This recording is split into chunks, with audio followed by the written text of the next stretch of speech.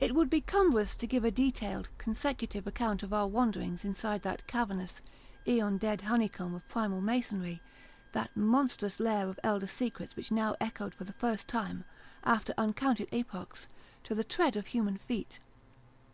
This is especially true because so much of the horrible drama and revelation came from a mere study of the omnipresent mural carvings. Our flashlight photographs of those carvings will do much toward proving the truth of what we are now disclosing, and it is lamentable that we had not a larger film supply with us. As it was, we made crude notebook sketches of certain salient features after all our films were used up. The building which we had entered was one of great size and elaborateness, and gave us an impressive notion of the architecture of that nameless geologic past. The inner partitions were less massive than the outer walls, but on the lower levels were excellently preserved. Labyrinthine complexity, involving curiously irregular difference in floor levels, characterized the entire arrangement, and we should certainly have been lost at the very outset but for the trail of torn paper left behind us. We decided to explore the more decrepit upper parts first of all, hence climbed aloft in the maze for a distance of some 100 feet, to where the topmost tier of chambers yawned snowingly and ruinously open to the polar sky. Ascent was effected over the steep, transversely ribbed stone ramps or inclined planes which everywhere served in lieu of stairs. The rooms we encountered were of all imaginable shapes and proportions, ranging from 5-pointed stars to triangles and perfect cubes. It might be safe to say that their general average was about 30 × 30 feet in floor area and 20 feet in height, though many larger apartments existed.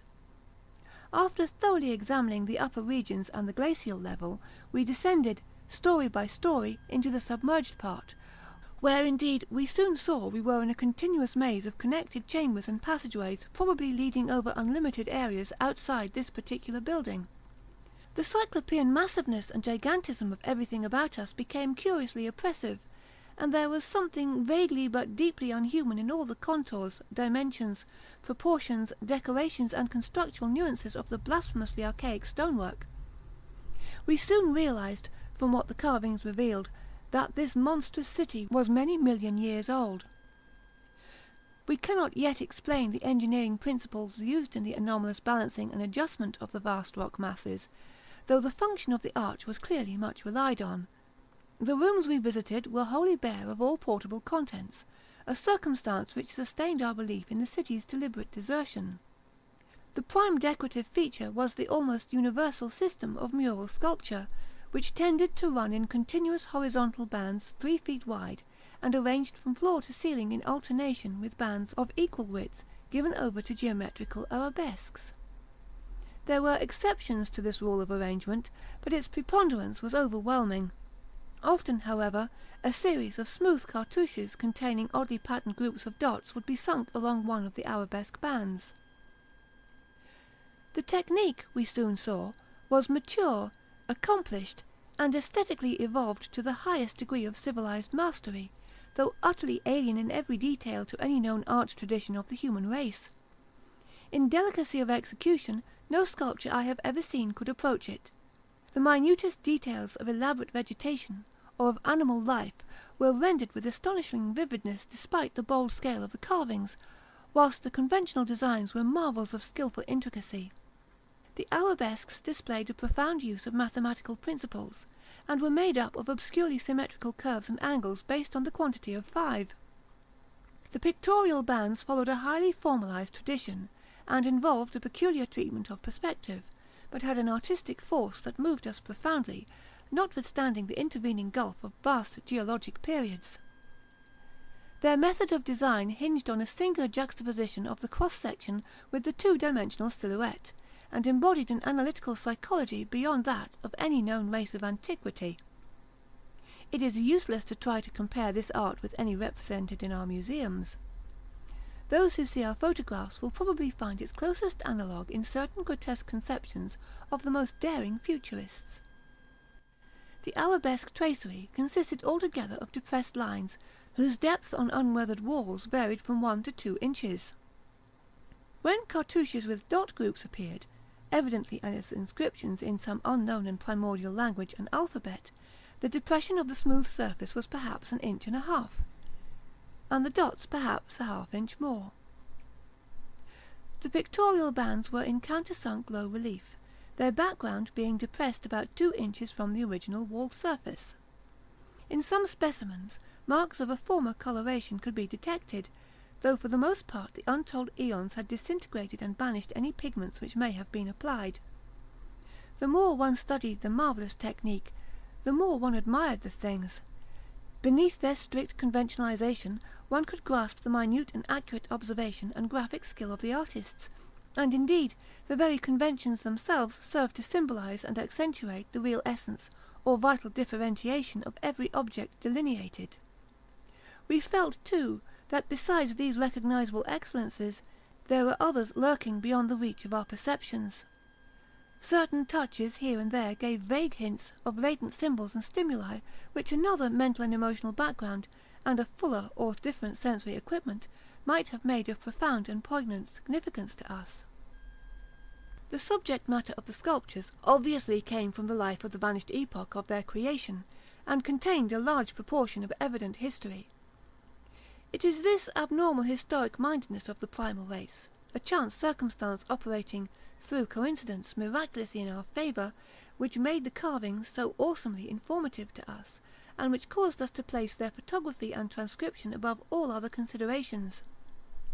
In certain rooms the dominant arrangement was varied by the presence of maps, astronomical charts, and other scientific designs of an enlarged scale, these things giving a naive and terrible corroboration to what we gathered from the pictorial friezes and dados.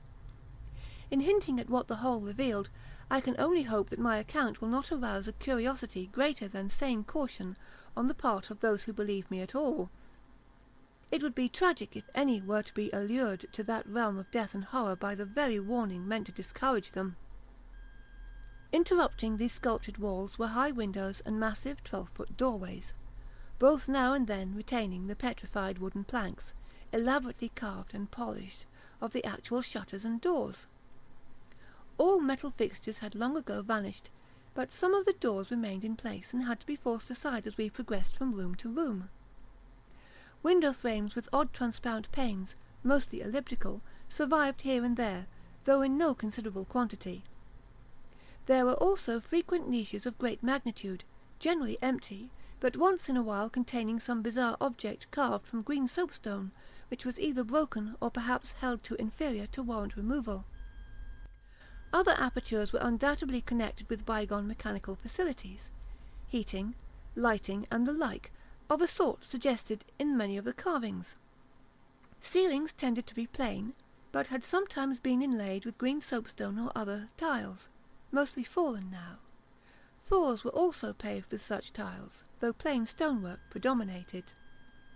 As I have said, all furniture and other movables were absent, but the sculptures gave a clear idea of the strange devices which had once filled these tomb-like, echoing rooms. Above the glacial sheet the floors were generally thick with detritus, litter, and debris. But farther down this condition decreased. In some of the lower chambers and corridors there was little more than gritty dust or ancient incrustations, while occasional areas had an uncanny air of newly swept immaculateness. Of course, where rifts or collapses had occurred, the lower levels were as littered as the upper ones. A central court, as in other structures we had seen from the air, saved the inner regions from total darkness, so that we seldom had to use our electric torches in the upper rooms except when studying sculptured details. Below the ice cap, however, the twilight deepened, and in many parts of the tangled ground level there was an approach to absolute blackness. To form even a rudimentary idea of our thoughts and feelings as we penetrated this aeon-silent maze of unhuman masonry, one must correlate a hopelessly bewildering chaos of fugitive moods, memories, and impressions. The sheer appalling antiquity and lethal desolation of the place were enough to overwhelm almost any sensitive person, but added to these elements were the recent unexplained horror at the camp, and the revelations all too soon effected by the terrible mural sculptures around us. The moment we came upon a perfect section of carving, where no ambiguity of interpretation could exist, it took only a brief study to give us the hideous truth, a truth which it would be naive to claim Danforth and I had not independently suspected before, though we had carefully refrained from even hinting it to each other. There could now be no further merciful doubt about the nature of the beings which had built and inhabited this monstrous dead city millions of years ago, when man's ancestors were primitive archaic mammals, and vast dinosaurs roamed the tropical steppes of Europe and Asia. We had previously clung to a desperate alternative and insisted, each to himself, that the omnipresence of the five-pointed motifs meant only some cultural or religious exaltation of the archaean natural object which had so patently embodied the quality of five-pointedness, as the decorative motifs of Minoan Crete exalted the sacred bull, those of Egypt the scarabaeus, those of Rome the wolf and the eagle, and those of various savage tribes some chosen totem animal. But this lone refuge was now stripped from us, and we were forced to face definitely the reason-shaking realization which the reader of these pages has doubtless long ago anticipated. I can scarcely bear to write it down in black and white even now, but perhaps that will not be necessary. The things once rearing and dwelling in this frightful masonry in the age of dinosaurs were not indeed dinosaurs, but far worse. Mere dinosaurs were new and almost brainless objects, but the builders of the city were wise and old, and had left certain traces in rocks even then laid down well nigh 1,000 million years, rocks laid down before the true life of Earth had advanced beyond plastic groups of cells, rocks laid down before the true life of Earth had existed at all. They were the makers and enslavers of that life, and above all doubt the originals of the fiendish elder myths which things like the Pnakotic manuscripts and the Necronomicon affrightedly hint about.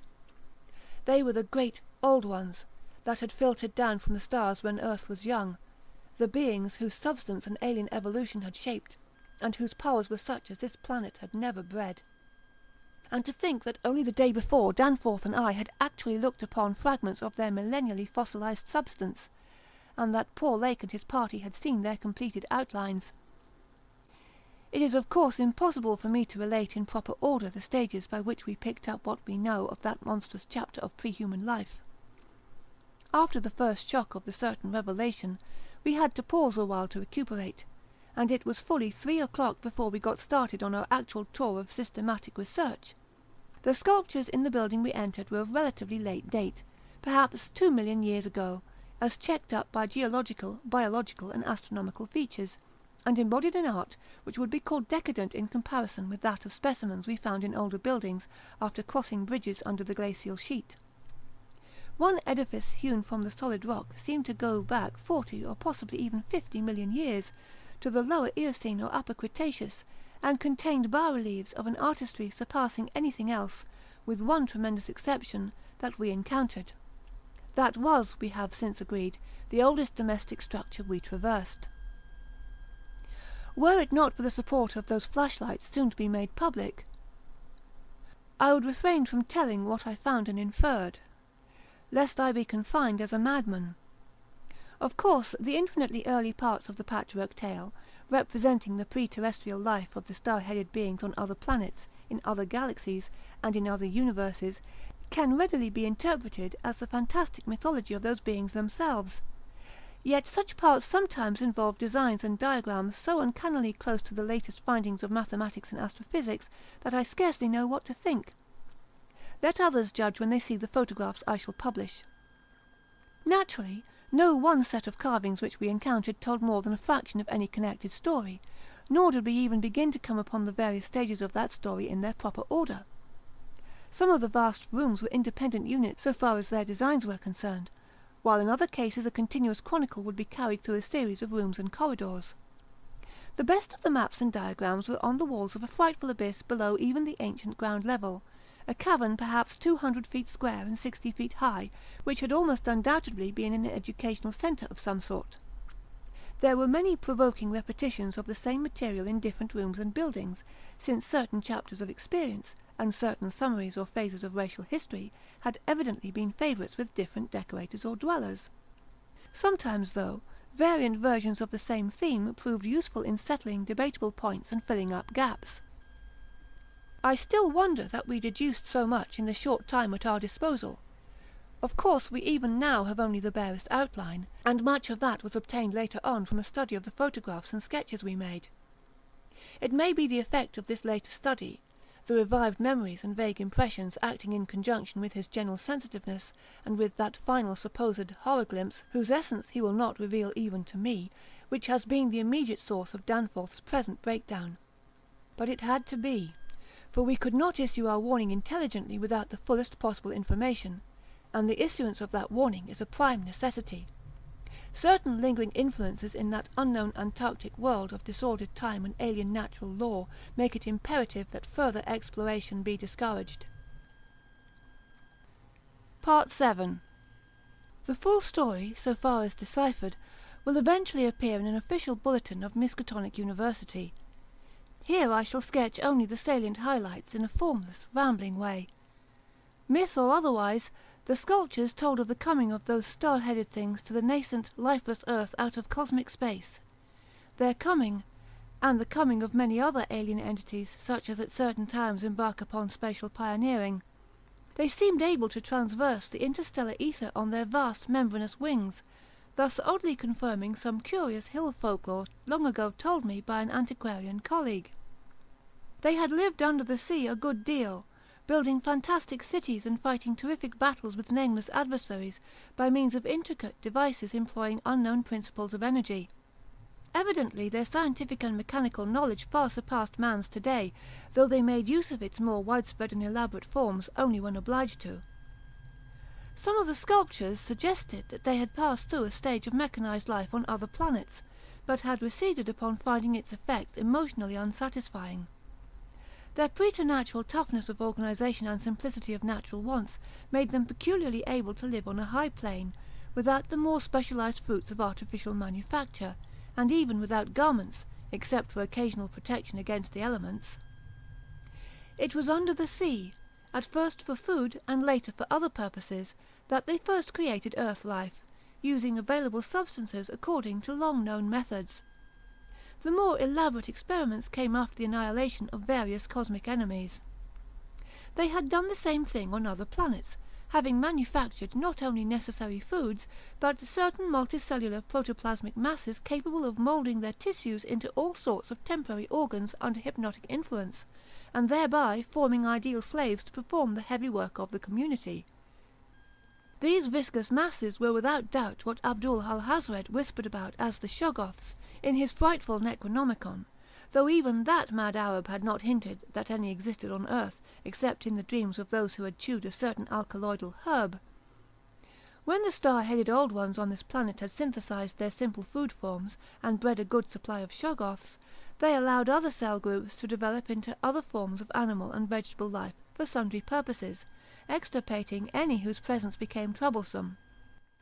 With the aid of the Shoggoths, whose expansions could be made to lift prodigious weights, the small, low cities under the sea grew to vast and imposing labyrinths of stone, not unlike those which later rose on land.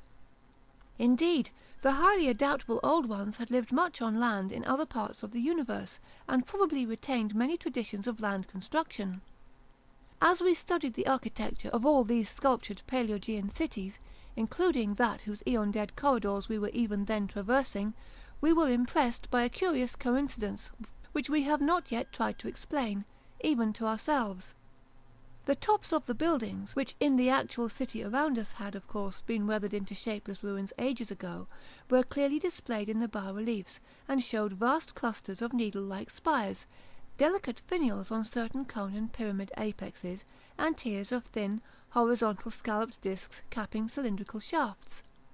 This was exactly what we had seen in that monstrous and portentous mirage, cast by a dead city when such skyline features had been absent for thousands and tens of thousands of years, which loomed on our ignorant eyes across the unfathomed mountains of madness as we first approached poor Lake's ill-fated camp.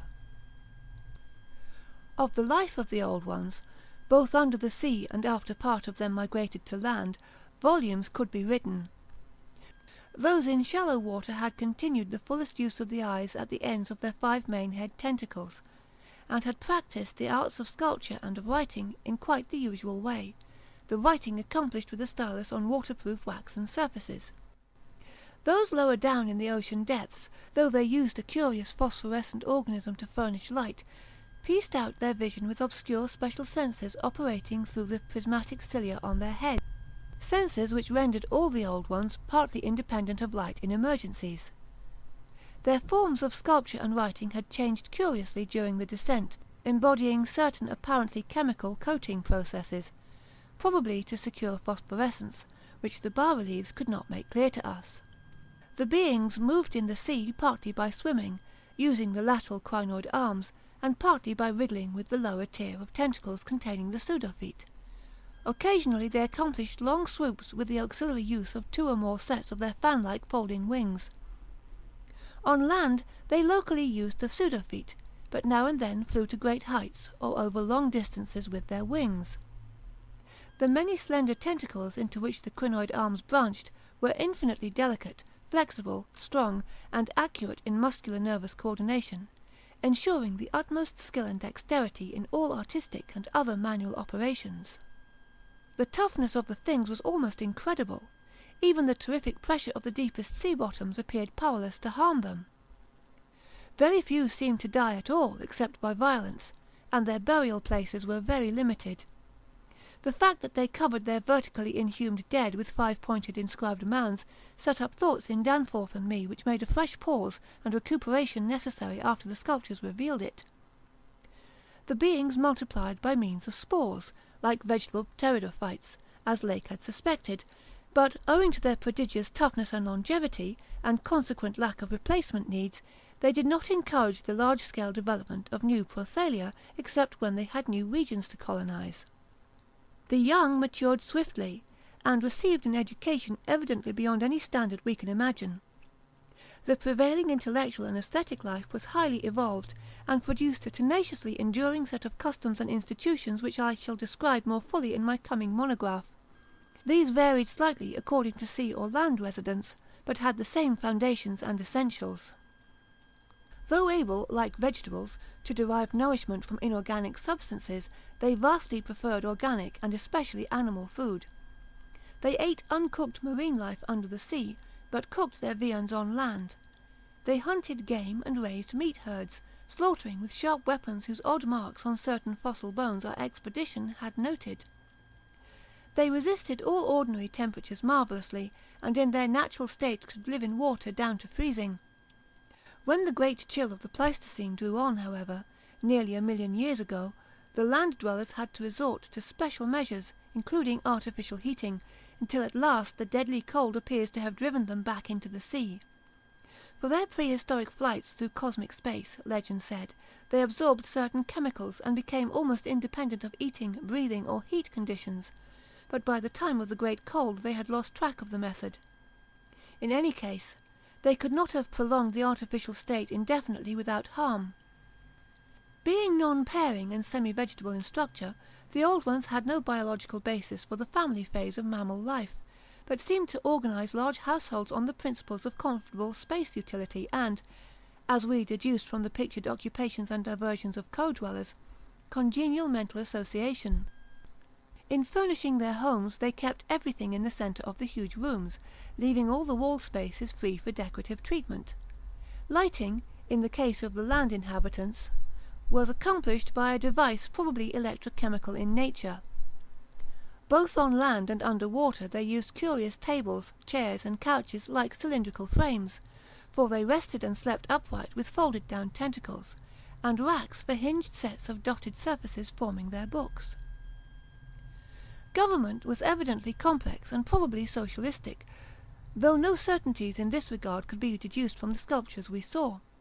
There was extensive commerce, both local and between different cities, certain small, flat counters, 5-pointed and inscribed, serving as money. Probably the smaller of the various greenish soapstones found by our expedition were pieces of such currency. Though the culture was mainly urban, some agriculture and much stock-raising existed. Mining and a limited amount of manufacturing were also practised.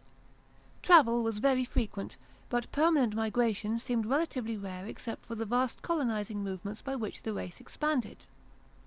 For personal locomotion, no external aid was used, since in land, air, and water movement alike, the old ones seemed to possess excessively vast capacities for speed.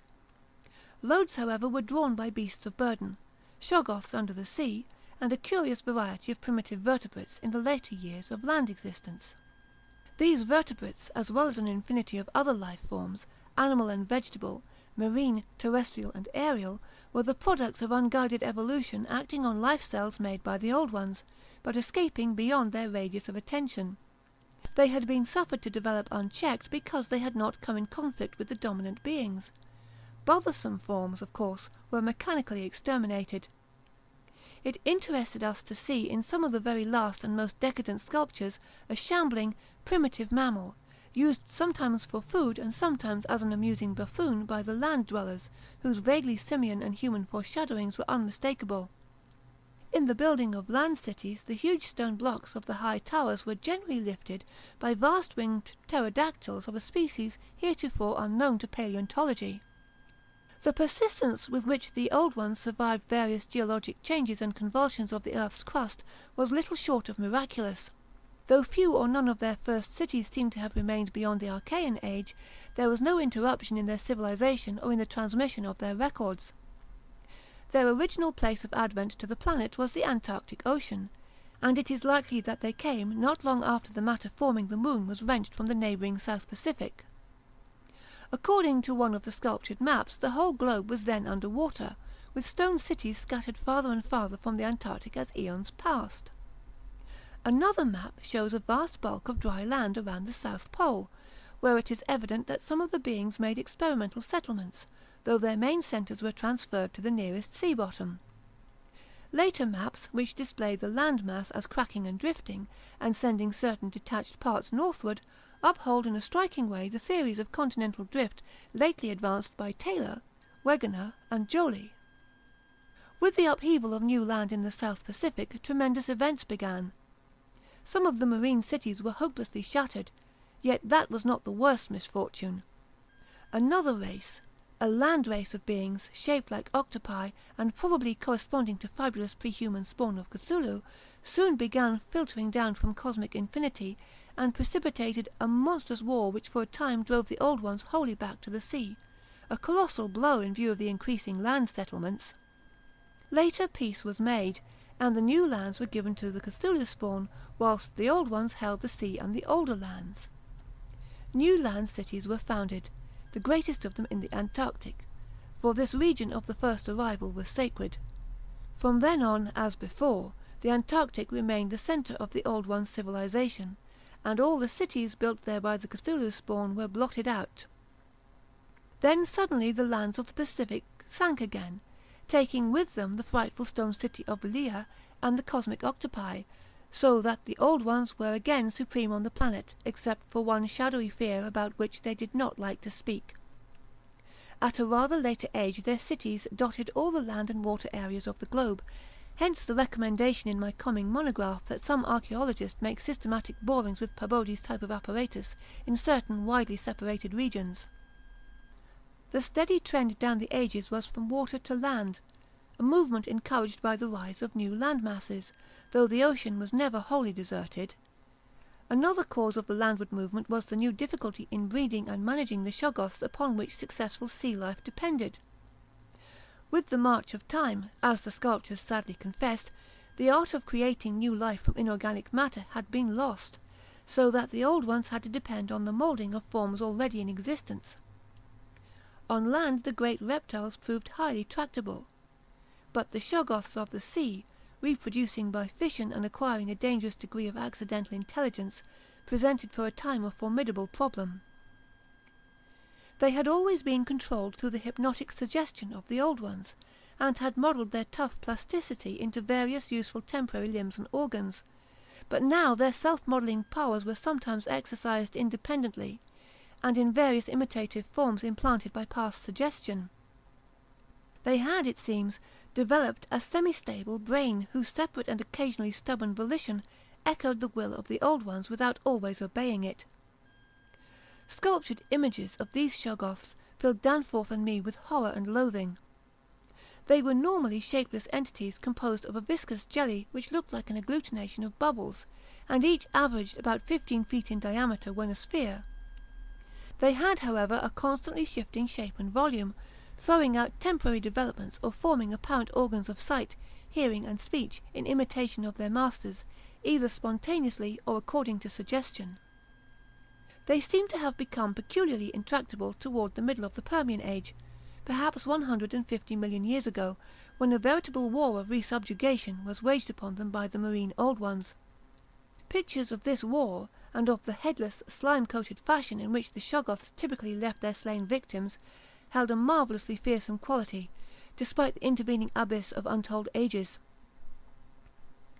The Old Ones had used curious weapons of molecular and atomic disturbances against the rebel entities, and in the end had achieved a complete victory. Thereafter the sculptures showed a period in which Shoggoths were tamed and broken by armed Old Ones, as the wild horses of the American West were tamed by cowboys. Though during the rebellion the Shoggoths had shown an ability to live out of water, this transition was not encouraged, since their usefulness on land would hardly have been commensurate with the trouble of their management. During the Jurassic Age the Old Ones met fresh adversity, in the form of a new invasion from outer space, this time by half fungus, half crustacean creatures undoubtedly the same as those figuring in certain whispered hill legends of the north, and remembered in the Himalayas as the Maigo, or abominable snowmen.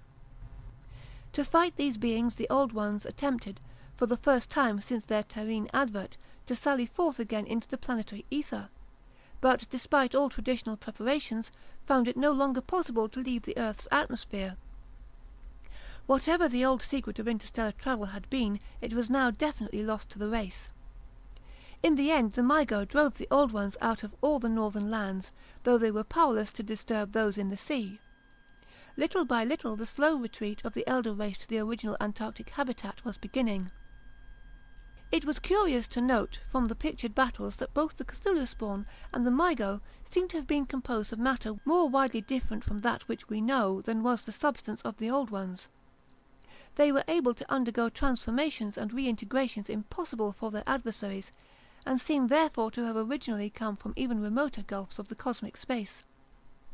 The Old Ones, but for their abnormal toughness and peculiar vital properties, were strictly material, and must have had their absolute origin within the known space-time continuum, whereas the first sources of the other beings can only be guessed at with bated breath. All this, of course, assuming that the non-terrestrial linkages and the anomalies ascribed to the invading foes are not pure mythology. Conceivably, the Old Ones might have invented a cosmic framework to account for their occasional defeats, since historical interest and pride obviously formed their chief psychological element. It is significant that their annals failed to mention many advanced and potent races of beings whose mighty cultures and towering cities feature persistently in certain obscure legends. The changing state of the world through long geologic ages appeared with startling vividness in many of the sculptured maps and scenes. In certain cases existing science will require revision, while in other cases its bold deductions are magnificently confirmed. As I have said, the hypothesis of Taylor, Wegener, and Joly that all the continents are fragments of an original Antarctic landmass which cracked from centrifugal force and drifted apart over a technically viscous lower surface, an hypothesis suggested by such things as the complementary outlines of Africa and South America, and the way the great mountain chains are rolled and shoved up, receives striking support from this uncanny source. Maps evidently showing the Carboniferous world of 100 million or more years ago displayed significant rifts and chasms destined later to separate Africa from the once continuous realms of Europe, then the Valusia of primal legend, Asia, the Americans, and the Antarctic continent. Other charts, and most significantly one in connection with the founding 50 million years ago of the vast dead city around us, showed all the present continents well differentiated, and in the latest discoverable specimen, dating perhaps from the Pliocene age, the approximate world of today appeared quite clearly despite the linkage of Alaska with Siberia, of North America with Europe through Greenland, and of South America with the Antarctic continent through Graham Land. In the Carboniferous map, the whole globe, ocean floor and rifted land mass alike, bore symbols of the Old Ones' vast stone cities, but in the later charts the gradual recession toward the Antarctic becomes very plain. The final Pliocene specimen showed no land cities except on the Antarctic continent and the tip of South America, nor any ocean cities north of the 50th parallel of south latitude. Knowledge and interest in the northern world save for a study of coastlines probably made during long exploration flights on those fan-like membranous wings, had evidently declined to zero among the old ones. Destruction of cities through the upthrust of mountains, the centrifugal rending of continents, the seismic convulsions of land or sea bottom, and other natural causes, was a matter of common record, and it was curious to observe how fewer and fewer replacements were made as the ages wore on. The vast dead megalopolis that yawned around us seemed to be the last general centre of the race, built early in the Cretaceous age after a titanic earth-buckling had obliterated a still vaster predecessor not far distant. It appeared that this general region was the most sacred spot of all, where reputedly the first old ones had settled on a primal sea bottom. In the new city, many of whose features we could recognise in the sculptures, but which stretched fully 100 miles along the mountain range in each direction beyond the farthest limits of our aerial survey, there were reputed to be preserved certain sacred stones forming part of the first sea-bottom city, which thrust up to light after long epochs in the course of the general crumbling of strata.